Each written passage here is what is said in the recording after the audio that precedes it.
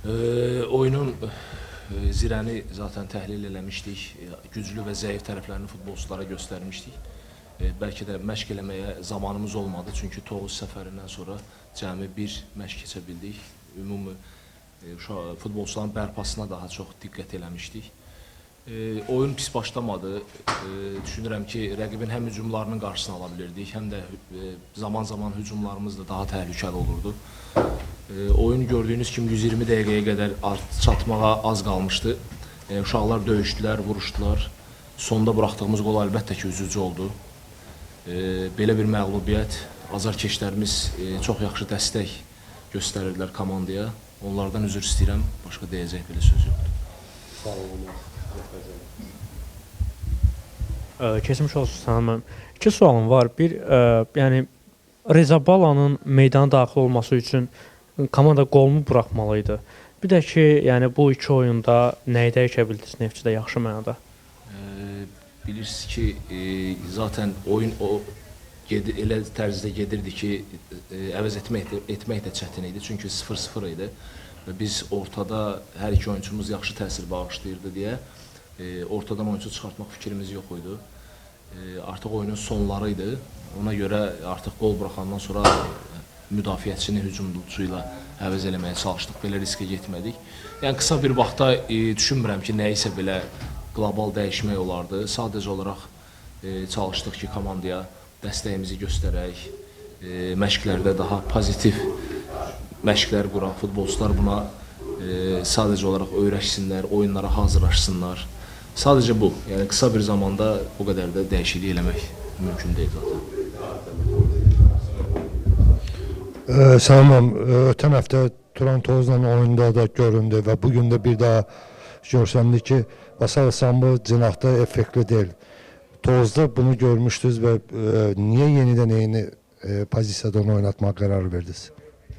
Belə deyim də, zirəni təhlil eləmişdik, cinahlardan daha təhlükəli gəlirdi. Basala Sambu da yəni işgüzar futbolçudur. O yüzden taktiki cəhətdən oyunu bir yerə qədər gətirib sonra əvəz etmələrə getmək istəyirdik. Sarı kart aldığına görə artıq Sambunu riskə getmədik. Çünki artıq qorxurduq ki, yəni 10 nəfər qala bilərik. Sualım olacaq. Belə deyək, sizsiz Neftçi 4 oyunda qələbə qazana bilmir. Çempionatda 7-ci yer və kubokda da 8-1 finalda mübarizəni dayandırdı. Halbuki mövsümün əvvəlində ümidlər, gözləntilər tam başqa idi. Yəni, belə deyək, sizcə bu səbəb nədir, uğursuzluğun səbəbi nədir? Və ikinci sualımda var qasa məşqlərdə deyilirmi ki, yəni futbol komanda oyunudur, tək sən işini eləyən mərsən? Belə deyim, düzdür, mən Neftçinin işçisiyəm, Neftçinin üzvüyəm, amma komanda yığılanda orada deyildim.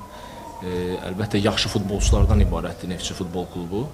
Sadəcə olaraq, yenə deyirəm, futbolçuları mən də stadiondan izlədiyimə görə, yəni tanıdığım, bildiyim futbolçuları meydançada buraxmağa çalışıram.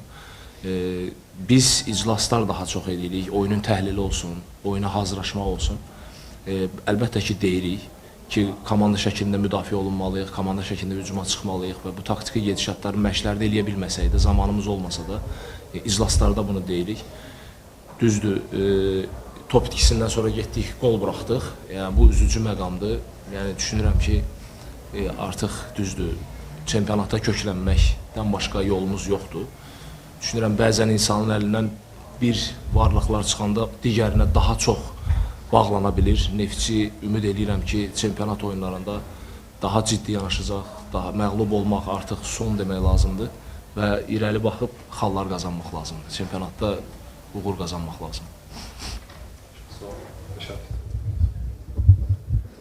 Səlman, sanki komandada bir özünə əminlikdir, psixoloji cəhətdən bir eniş yaşanır. Bunu aradan qaldırmaq üçün nə düşünürsünüz? Çünki qarşıda 3 oyun var, ili tamamlayır, yəni hər şey o 3 oyundan asılıdır. Yəqin ki, növbəti 2026-cı ildəki nəyəsə ümid etmək üçün.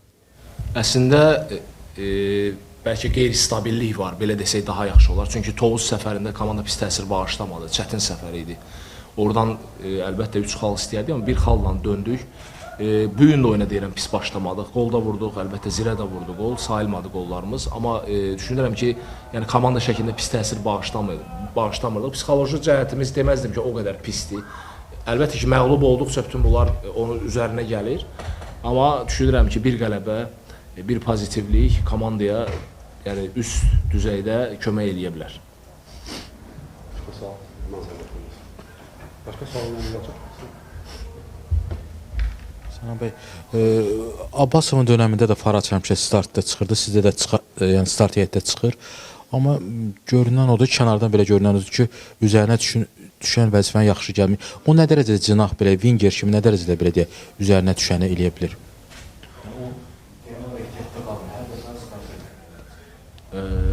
Fərəc zaten potensialına inanıb alınan futbolçulardandır.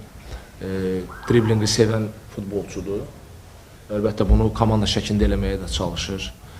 Potensialı böyükdür. Düşünürəm ki, elə məndən əvvəl də yəqin ki, məşqlərdə daha yaxşı özünü göstərdiyinə görə digərlərindən, ona görə də rəqabətdə qalib gəldiyinə görə ilk 11-likdə daim Fərəc çıxır.